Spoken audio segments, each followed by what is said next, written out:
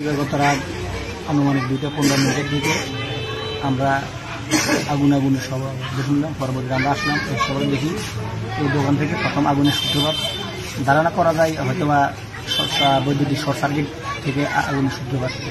পরবর্তীতে এটা আমরা ফায়ার সার্ভিসে অবহিত করি, তারা 5 মিনিটের মধ্যে এখানে আসে।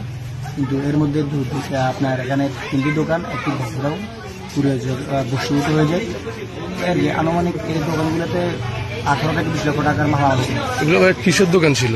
এখানে ছিল 2টা মুদি দোকান, একটা খাবার হোটেল আর একটা গোডাউন ছিল। আচ্ছা, আর একটা অটো রিক্সা ছিল এখানে সাজ দেওয়া।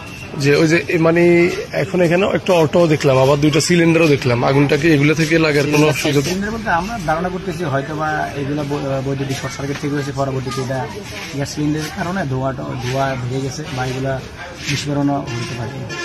অটোটাও একবারে জ্বলে পড়ে গেছে, বসীভূত ভাই, কোনো কিছু নেই। ঠিক আছে, এটা কোনো কিছু খাই দেয়নি।